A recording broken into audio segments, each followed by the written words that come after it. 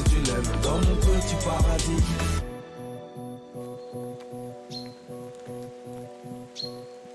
Ravines obscures, sapins spectraux déchirant le brouillard.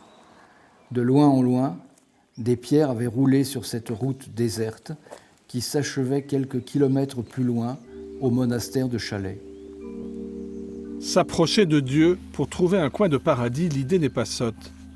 Cette idée, elle est venue à Pierre Péju, qui habite dans la vallée à quelques kilomètres de là, un jour où il avait besoin de recueillement.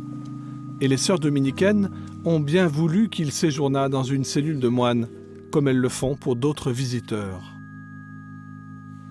J'ai eu la possibilité de venir m'isoler totalement, non pas à des fins religieuses, mais à des fins littéraires. Et là, j'ai pu écrire 14 heures par jour, enfin, c'était comme un moine, quoi.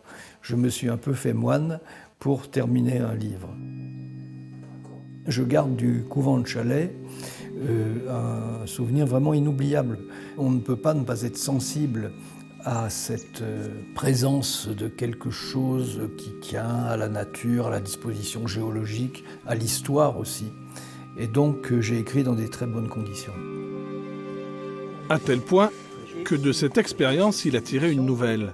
L'histoire d'un écrivain faisant un séjour dans un monastère et qui rencontre le diable, donc la comparaison avec la réalité s'arrête là.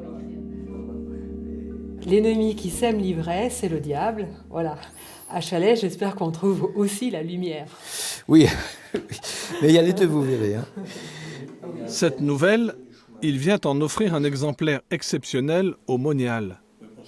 En retour du gîte et du couvert qu'il reçut ici et qui aida peut-être à son inspiration. C'est un lieu qui est porteur parce qu'au niveau de la créativité et de l'inspiration, il y a quand même 9 siècles de présence ici. Et donc c'est un lieu qui est épuré en plus, avec des pierres, de la nature, la chartreuse. Il ne fait pas toujours soleil dans ce paradis. On vient plutôt y voir les brumes qui se délitent. Le bâtiment date du XIe siècle, érigé à son origine par les Chartreux. Aujourd'hui, les sœurs dominicaines fabriquent ici des biscuits renommés et 5 fois par jour, elles suivent l'office dans la chapelle romane.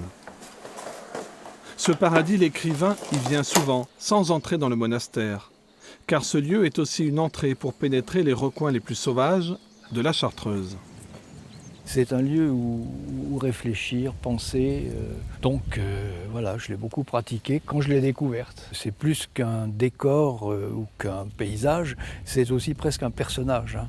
Et la Chartreuse, c'est vraiment la montagne personnage, avec une variété de lieux, avec beaucoup de mystères. En partant de là, on peut marcher, aller se perdre sur les chemins dans la nature, dans la montagne, un peu comme dans un livre.